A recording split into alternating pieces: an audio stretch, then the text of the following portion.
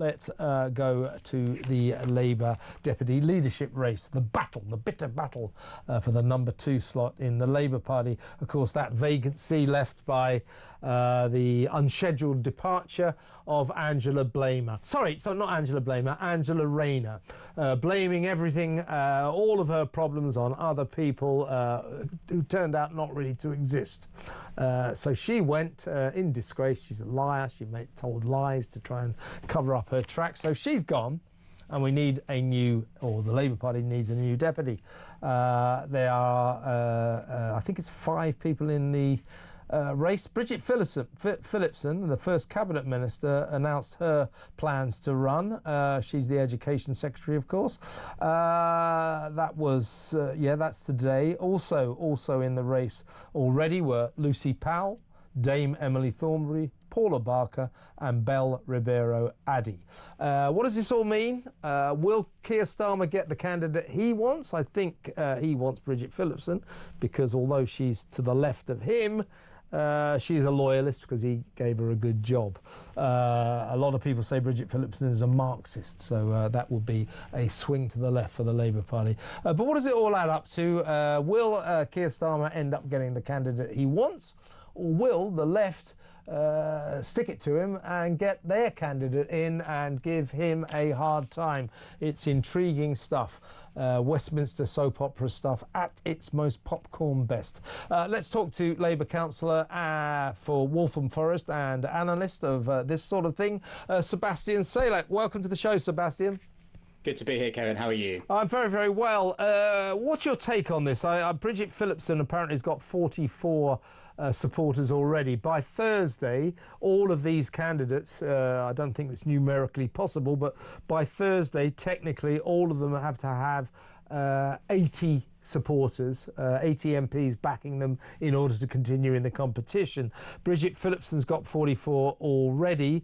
I think she's being hailed as the favourite. But what do you think about this competition generally?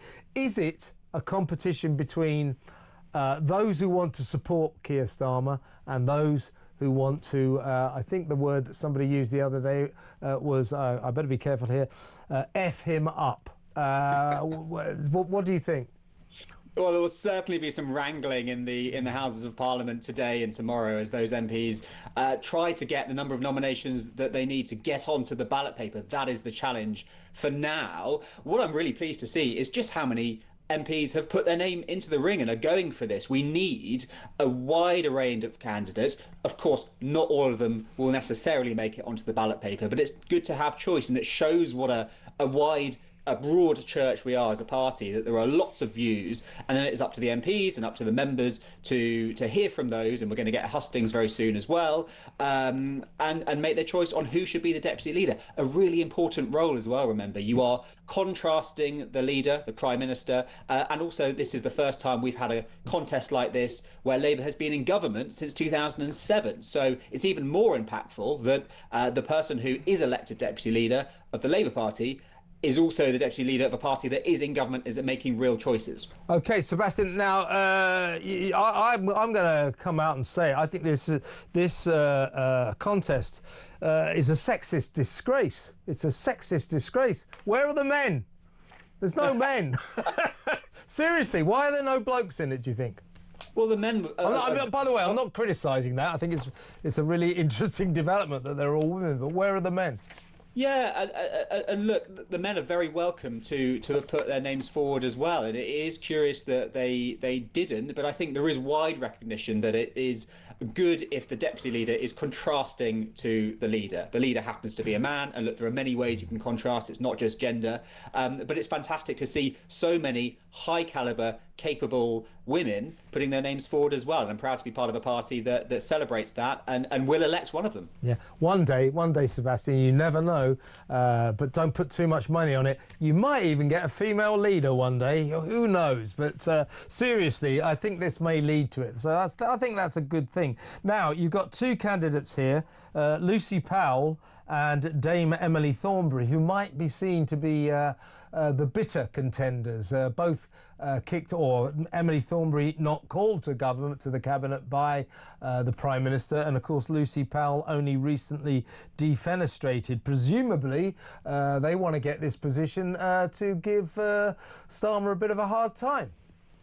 I don't necessarily know, and they haven't said that much themselves on that. What I would say is that in any situation where you have a leader and a deputy, whether that's in politics or whether that's a headmaster and a deputy headmaster, a CEO and a deputy CEO, you want those two figures to be able to collaborate and do the best they can for the organisation they represent. So I think I would love to see somebody who is a team player and who wants the best for the party and who isn't going to be there to give the Prime Minister or anybody else a hard time, because it's just not a very constructive way to govern a country or indeed a party. Tell us a little bit about, by the way, I forgot, Local Government Minister Alison McGovern is the second Cabinet Minister to have stepped forward. She declared her intentions this afternoon. For the sake of information, more than anything, Sebastian, can you tell us a little bit about Paula Barker and Bell Ribeiro-Addy? Tell us about Paula first. Oh, you're testing my knowledge here. Couldn't tell you much about Paula Barker, I'm afraid. Well, we wish her all the best. Well, that's it. And it's good to see people putting their names forward and having a go. And you never know. It's too early to be calling a leader at this point or a winner at this point, because the number of backbenchers who have nominated is still so few. So it really could go any way. And you saw in 2015, dare I bring this back to the dawn of Corbyn, we didn't expect him to win going into it at all. And then he ended up storming it. So you really can't that's interesting. any expectations at this point. And Bell Ribeiro-Addy, do you know much about her? I can tell you she's a London MP. I think she's on the left of the party. I've had no dealings with her myself, so couldn't tell you much more than that, I'm afraid. And Bridget Phillipson, I'm not saying this myself, but some people say that she's a closet Marxist. I mean, she is to the left, to say the least. Certainly a very fervent class warrior. I'm not saying that necessarily as a criticism. It's up to her what she wants to do with her life. But seriously, she would be the favoured candidate of Keir Starmer? I don't know, but I think that the thing to remember about Bridget Phillipson is that she's very popular with the party, with the MPs, the PLP, and you look back to what she's doing around special educational needs, and she's doing a very good job of consulting MPs and asking them and taking them along for the ride, which is just good team player. But she's also very popular with the membership. Far be it from me to assume that you're a regular reader of Labour List, but they do regular polling among Labour members. Well, funnily enough, I did read it the other day, and it emerged that by far and away the most popular cabinet secretary is Ed Miliband, and I do believe until recent events Angela Rayner was second. But is Bridget Phillipson up there as well? So if you take out Angela Rayner, she then comes in fourth place. So she is one of the more popular cabinet members among Labour members, and that's the challenge in this kind of race. You've got to get through the Parliamentary Labour Party, the MPs, and then you've got to get through the membership as well. And in the early signs, she ticks both boxes. But as I say, very early to see exactly how this is going to play out. Who would you personally like to see win this? I like Bridget Phillipson. I've campaigned alongside her. I think she's very strong. Alison McGovern I've campaigned for in the past as well. Those are the two who I've, in some capacity, however loosely, worked with, and I've been very impressed by those two. But I, as a lowly member, don't get a vote until they've all been through the PLP. So I'm going to wait and see who's on the ballot paper at that point and make my choice then. And you mentioned, or you alluded earlier to the fact that the deputy leader of the party is a very important position. What do they actually do? Why is it such an important position? Yeah, in many ways, they're a counterbalance to the leader. So the curious thing is that they're elected. So it's not somebody that the leader chooses. And I think in many ways, the election of Angela Rayner was not a natural partner for Keir Starmer. Now, they made it work. It wasn't always easy, but they were really good as a pair. They were from different parts of the country. They had different backgrounds. They had different outlooks. And I think any party needs that kind of balance right at the top. And so that's when lots of people are saying, I think we need a northern woman, another northern woman. That is kind of what they're trying to get across. So it's about creating that balance at the top, but it's also about managing the party as well. Remember, it's a broad church. There are lots of people that need to be listened to, lots of views that need to be taken into account. And again, that's something that Angela Rayner was particularly good at, certainly through the whole welfare debacle, which, as we know, didn't end brilliantly. She was very good at mediating through that. And I'd love to see somebody who has that similar quality and can help to bring the party together, which is when it's at its best, both for the party and for us as members, but also for the country. To what extent do you think, I mean, Angela Rayner, she didn't exactly distinguish herself. She screwed this up big time. But it does seem to me, and far be it from me to bat for the Labour Party, I'm not a natural Labour voter, as you may have discerned. However, it does seem to me that from adversity, from Angela Rayner's rather ignominious, sort of disgraceful exit that had to happen, that it has kind of opened up a kind of ballpark of opportunity for Starmer. And, you know, he moved quickly to do this rather radical cabinet reshuffle. Perhaps if Angela didn't go, it wouldn't have been so radical. I mean, to what extent do you think Keir Starmer is the kind of guy who can really capitalise on this? Well, you're welcome to bat for the Labour Party any time, Kevin. You don't want me batting for you, I'll tell you that. Come and stand in my ward with me. We'll go door knocking together. Yeah, I mean, I might help you out, but there's not many others I will. But go on. Sorry, Sebastian, you were saying. Very kind of you. No, do you know what? I was really impressed as well. And the polls are showing that too. There was one that dropped today that showed Labour gaining 2 points, Reform losing 2 points, and that was over the last few days the fieldwork was done. So what could have been a really, really dicey situation for the Prime Minister, losing his Deputy Leader, losing his Deputy Prime Minister, lest we forget, he managed to turn into a moment of strength because we've got this new cabinet, a lot of names who are in very strong positions, and I'm really excited to see what they go ahead and do. I think there's a lot of momentum there to be able to tackle some really thorny issues that this country faces. It's not an easy time to live in Britain, let's be really honest about that. A lot of us are feeling the pressure. We have done for a long time. And I think Starmer and those at the top recognise that and are keen to move faster on the issues that we really care about. Couple more questions, Sebastian. First one, were you surprised about Angela Rayner? I mean, you know, to put it in a kind of favourable light, she made some serious mistakes. And as Deputy Prime Minister, Housing Secretary, she should have been a little bit more careful. It was an unfortunate episode, and she did not handle herself well, did she?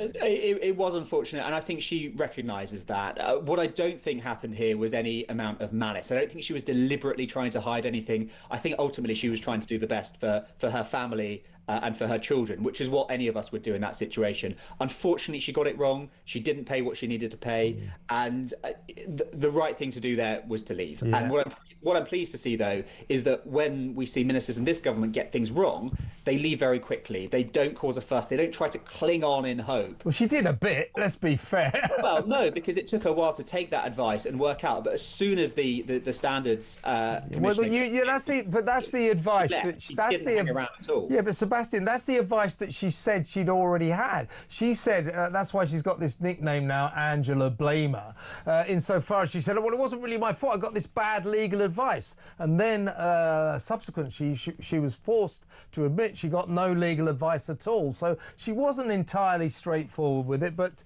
that's that. That episode is over. And as I say, to be charitable to Keir Starmer, I think he may be able to build on this opportunity that was presented to him. Let me ask you this last question, though. If there was an election tomorrow, according to the polls, Reform would storm it. To what extent are Labour going to be able to do anything about the rise of Reform? Well, fortunately, the reality is there isn't going to be an election tomorrow. There's probably going to be an election for you lot, yeah, in 2029. So we have to be grounded in reality on this one. There is still, 4 years until we go to the polls again.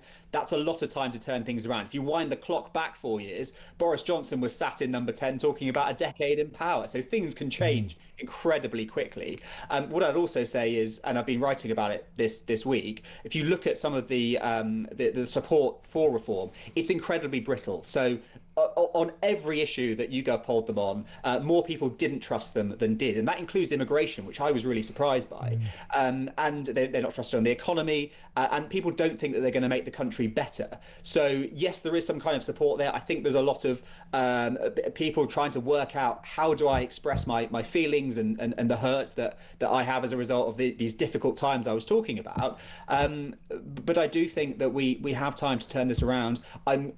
I'm really encouraged to see the momentum. I'm encouraged to see Keir Starmer saying get a grip to some of his... It's a slightly unfortunate word to use with Labour, isn't it? The momentum. Well,